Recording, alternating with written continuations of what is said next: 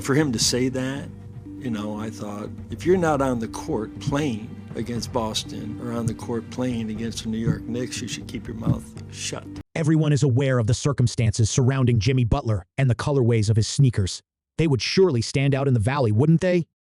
It's clear he desires a trade from Miami, and the Heat have started discussions to move him. This has evolved into an untenable scenario filled with distraction and chaos, showing a current lack of direction within the Heat organization. The Jimmy Butler situation has just hit a critical breaking point, coinciding with a recent trade made by the Phoenix Suns, which you're likely considering, aimed at preparing them for a possible blockbuster trade involving Jimmy Butler. Before we dive into the details, be sure to hit like, subscribe, and activate our notifications to receive the latest NBA updates on your device. When you're young, you can work for Pat Riley. But as you get older, like a Jimmy Butler, his system will break you down. Whereas people feel like... Clearly, you should choose Jaden Daniels to go over 5 passing yards, since that's a sure bet.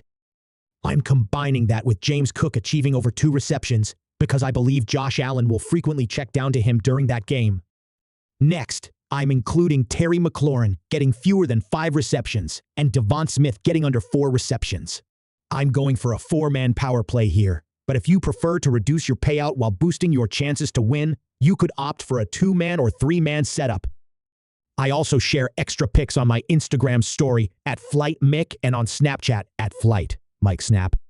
Thank you to Prize Picks for the sponsorship. Mick, check 1, 2, 1, 2. What's up, everyone? The Jimmy Butler situation with the Miami Heat has reached a significant breaking point, and numerous theories have emerged regarding the reasons. Scottie Pippen believes Jimmy Butler has simply outgrown Miami's culture. When young, players can thrive under Pat Riley, but as they age like Jimmy Butler, the system can become exhausting. Many feel Jimmy Butler was slighted following the playoffs against the Boston Celtics last year when he had an encounter with a fan. If I were playing Boston at home and Pat Riley told him to be quiet on national TV, I found that response surprising, especially coming from someone not competing against Boston. Whether on the court competing against the New York Knicks or not, it's wise to stay silent about Jimmy Butler's current stage in his career. Given that he might theoretically opt out of his contract this offseason and explore free agency, I personally doubt that will happen. If he chooses to take his player option, he stands to earn $52 million, and I don't foresee another team willing to pay a 36-year-old Butler $50 million annually in today's market. Thus, I anticipate he'll opt into that deal. Considering the Miami Heat's situation, even if they weren't currently facing Jimmy Butler's issues, it would be prudent for them to move on from him, especially since they are 9th in the Eastern Conference. This scenario appears increasingly probable. Recently, Sham covered the Heat's decision to trade away their 2031 first-round pick to acquire 3 less favorable picks, while Butler has expressed a desire to leave Miami with the Suns being his top choice. A potential trade for Jimmy Butler will likely require complex negotiations involving 3, 4, or even 5 teams, according to recent reports. Butler has faced suspensions this season, and it appears the Miami Heat have opted to suspend him once more. I've been informed that Jimmy Butler has missed a team flight from Miami to Milwaukee, where they are set to play 2 road games against the Bucks. Instead of letting him catch this flight, Miami is sending him home, marking his 9th game suspension this month. It is known that Butler seeks a trade from Miami, and the Heat have engaged in discussions to move him. This situation has evolved into one filled with chaos, distraction, and a lack of clarity within the Heat organization. The top contender for potentially acquiring Jimmy Butler has consistently been the Phoenix Suns. However, there is a significant issue. The Suns have no assets available for a Jimmy Butler trade. What on earth could the Suns offer for Butler at this stage? They already gave up 5 first-round picks, plus Cameron Johnson and Mikal Bridges, for Kevin Durant and divested the rest of their assets with Chris Paul for Bradley Beal. Presently, Beal is coming off the bench while averaging a career low in points. The Suns took a major step to address this by trading their last tradable asset, their unprotected first-round pick, for 2031 to the Utah Jazz in exchange for 3 first-round picks, including the least favorable first-round pick of the Cleveland Cavaliers, or Minnesota Timberwolves, for 2025. In 2027, the Cavaliers, Jazz, or Timberwolves may consider trading their 2031 first-round pick to the Jazz with the goal of diversifying their assets more evenly following the Rudy Gobert trade. The Jazz is hoping that the Phoenix Suns will not be as competitive by 2031. While I'm not a huge proponent of this strategy of depleting all your assets to create a big three, I must acknowledge Phoenix's efforts to succeed. They are being innovative in acquiring as many assets as possible. Recently, they also traded for Nick Richards, which addresses a significant need in their roster. Even though this isn't my preferred approach to team building, I commend their creativity in making it work. Interestingly, the Suns find themselves in a very similar situation as the Miami Heat, raising the question of why Jimmy Butler would consider a trade here. It's astonishing that at the time we produced this video, both teams hold identical records.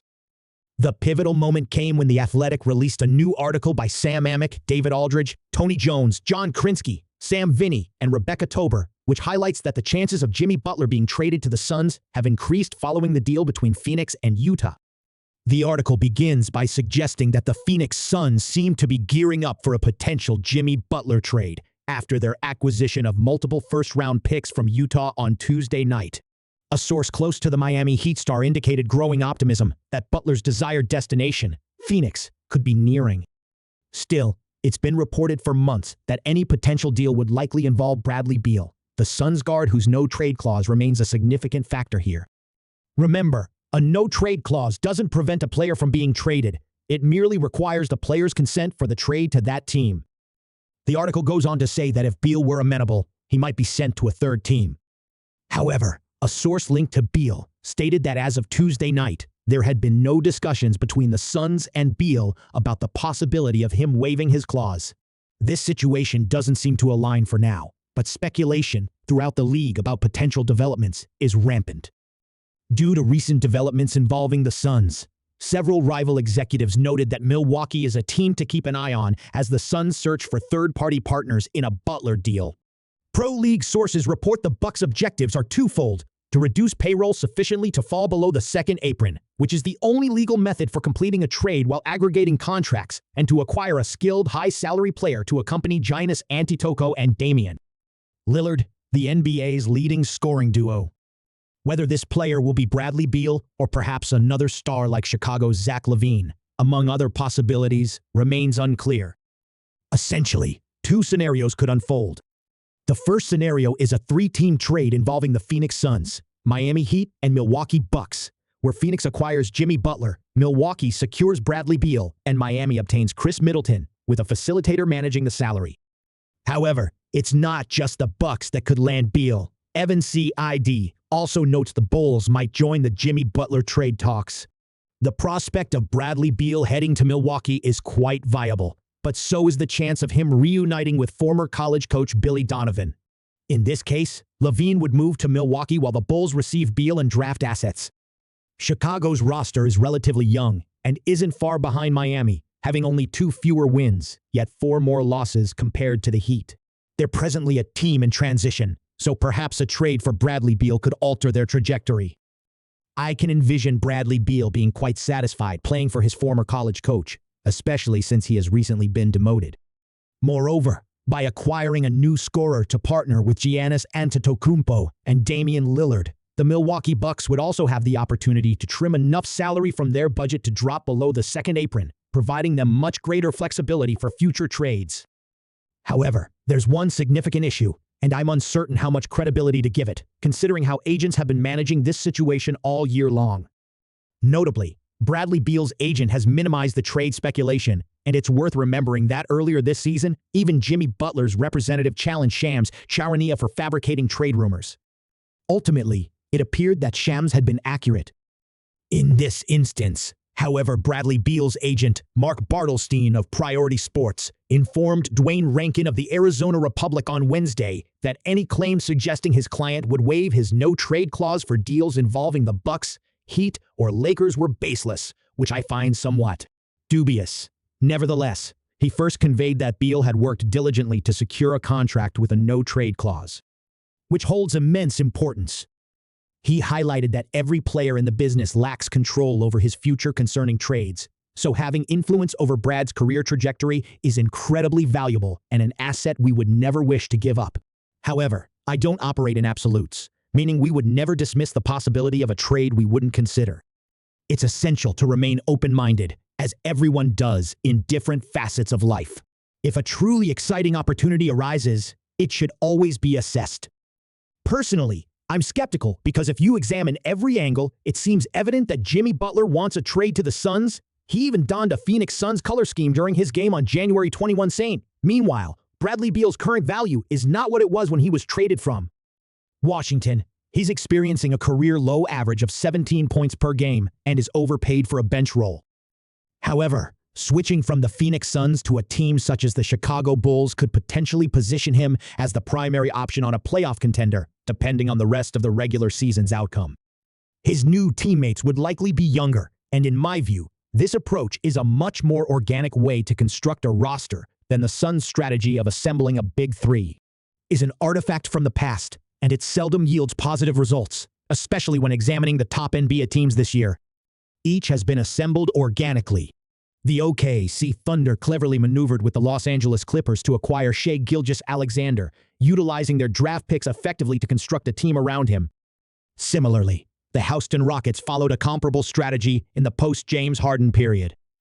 Over in the Eastern Conference, while the Cavaliers made a significant trade for Donovan Mitchell, they initially made a notable trade for Jared Allen and successfully drafted Evan Mobley and Darius Garland before adding their primary scorer. The New York Knicks signed Jalen Brunson and executed astute trades for OG Anunoby, Mikal Bridges, and Karl Anthony Towns. Normally, establishing the base of your roster is essential prior to making major trades for superstars. In this context, one might argue that the Chicago Bulls trading for Bradley Beal could be such a move. However, the Chicago Bulls appear not to have a solid foundation established yet. It's evident that this team is undergoing a complete rebuild, and while they have some promising young players and trade assets like Nikola Vucevic, they're also looking to move Kobe White. They drafted Matas Buzelis, who possesses significant potential, and are considering trading Patrick Williams. They also traded for Josh Giddey. During this previous offseason, if you're considering trading for Bradley Beal, the approach of boosting Beal's value solely to trade him won't be effective here, mainly due to his no-trade clause. Thus, you'll need to ensure he waives that clause to secure value in exchange for him. Up to this point, every trade involving Bradley Beal has led to the team trading him receiving significantly less value than his actual worth, even going back to his stint in Washington. This is quite a unique scenario. Bradley Beal could possibly join the Bucks or the Chicago Bulls. However, I don't see a way for him to land with the Los Angeles Lakers, despite their urgent need for help. It's certainly a situation to monitor, as it's evident that the Phoenix Suns find themselves in a similar position as last year, and one could argue they're in a worse scenario now. Presently, they rank in the top 10 for offensive rating, but they sit as the 5th worst team for defensive rating, posting a 117. This marks a significant decline from last season when they ranked 9th in offensive rating, but 13th in defensive rating with a 114.65. Like my coverage of the Nick Richards trade, I want to assure you that I wasn't attempting to be harmful in that specific case. I quickly put out a video that was clearly reflected in the content. Typically, when a player is traded, I like to show one star in the thumbnail looking at the new player to ensure there's someone recognizable. However, this caused some people to think that Bradley Beal was traded to a different team, leading to quite a few complaints from you all in the comments section. I read every comment and plan to make improvements. I want you to know that I would never intentionally be harmful towards you, but I understand that if you feel misled by the video, you'd click away in under 30 seconds.